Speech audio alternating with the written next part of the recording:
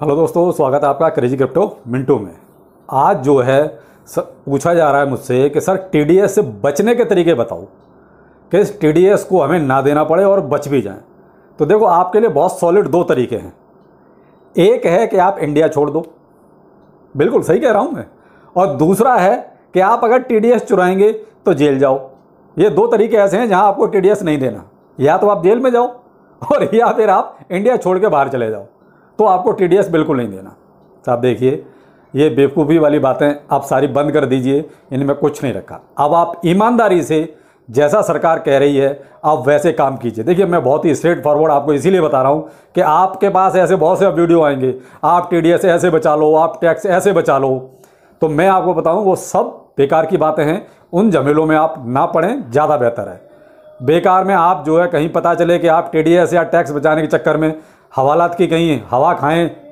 इसलिए अब आप जो है ईमानदारी से, जैसे सरकार ने रूल्स एंड रेगुलेशंस बनाए हैं, उस हिसाब से आप क्रिप्टो में अपना काम कीजिए और सारी टेंशन और झमेलों से दूर रहिए। देखिए, आपका अगर थोड़ा बहुत टैक्स बचाने के लिए टेंशन बहुत लेनी पड़ेगी, और पहले तो बचेगा नहीं। ये जो लोग ज़्यादातर जो बताते हैं P2P कर लो, भाई साहब P2P कर तो लेंगे, लेकिन क्या P2P में कैश का ही सारा काम है?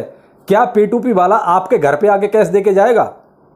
जो आप विड्रॉ करेंगे, क्या आप जब जमा करेंगे तो क्या आपके घर से वो कैश लेके जाएगा? नहीं। आपको P2P में भी बैंक का ही इस्तेमाल करना पड़ेगा। आपको विड्रॉ बैंक में ही लेना पड़ेगा, चाहे आप यूपीआई कीजिए, चाहे एनईएफटी कीजिए या आरटीजीएस कीजिए, कुछ भी कीजिए। आप पेटीएम कीजिए, गूगल पे कीजिए, पेफोन कीजिए, कुछ भी कीजिए, आपको अकाउंट में ही पैसा लेना है। और अगर आप अकाउंट में पैसा लेंगे, आपको हिसाब भी देना पड़ेगा कि ये पैसा कहाँ से लाए, किसका है, किसने दिया, और 150 तरह के सवाल। तो आप ऐसे झमेलों से आप दूर रहें। आप कोई एक, चाहे आप बाइनेंस का इस्तेमाल करें, किसी का भी इस्तेमाल करें, आपको हिसाब फिर भी देना पड़ेगा। और फिर अभी तो देखिए, इंडियन एक्सचेंज पे ही गाजगिरी है ऐसी। ये क्या सरकार छोड़ देगी? उनको भी बोलेगी भाई इंडियन कस्टमर जितने भी हैं सबका हिसाब हमें चाहिए, तब फिर कहाँ जाओगे आप बच के? तो इसलिए अब ये बेकार की बात है, सोचना सब बेकार है कि टीडीएस बचेगा या टैक्स बचेगा। अब बेहतर हमारे लिए वही है कि हम जो है टीडीएस भी पे करें और टैक्स भी पे करें और टेंशन फ्री रहें, टेंशन फ्री होकर अपना काम करें।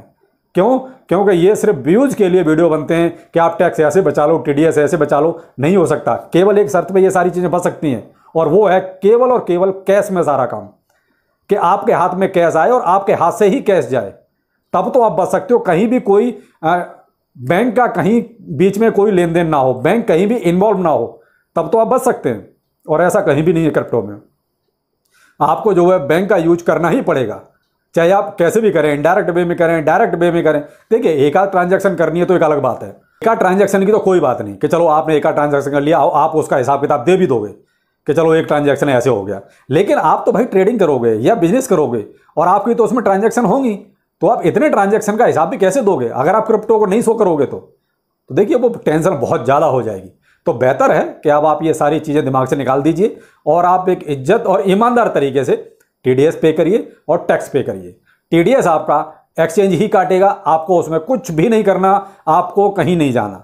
आप सिर्फ अपना जो भी है वो डिपॉजिट कीजिए, आपको जो परचेज करना है परचेज कीजिए, टीडीएस उसमें से अपने आप एक्सचेंज काट लेगा।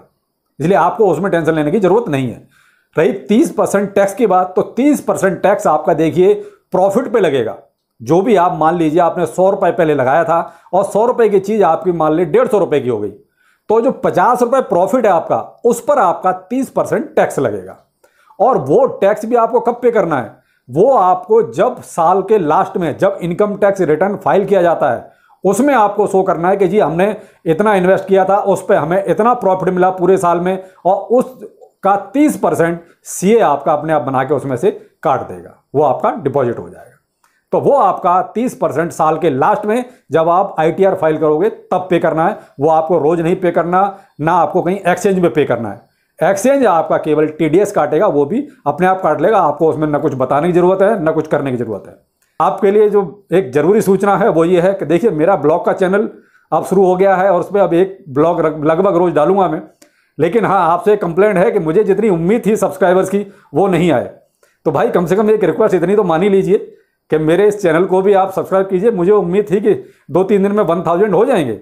कम से कम मेरे इस पर 15,000 सब्सक्राइबर हैं, तो 1000 तो मेरी बात मान ही लेंगे। लेकिन भाई देखिए, इग्नोर कर दिया, थोड़ा सा ऐसा मत कीजिए, अच्छी बात नहीं है।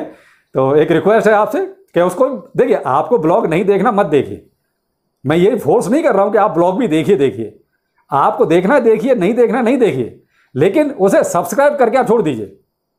सब्सक्राइब जरूर कर दीजिए, क्योंकि वो 1000 का टारगेट मुझे जल्दी पूरा करना है। तो इसलिए सब्सक्राइब करने के लिए मैं आपसे बोल रहा हूं, देखने के लिए नहीं बोल रहा। आप देखिए मत, कोई दिक्कत नहीं है, आप केवल उसको सब्सक्राइब कर दीजिए और उसको छोड़ दीजिए। तो इसलिए क्रेजी मिंटू ब्लॉग, इस चैनल को भी आप सब्सक्राइब कीजिए, ये मेरा ही है।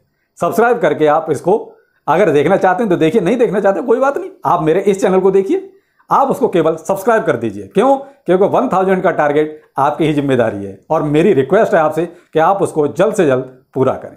चलिए फिर मिलते हैं किसी नई जानकारी के साथ। नमस्कार।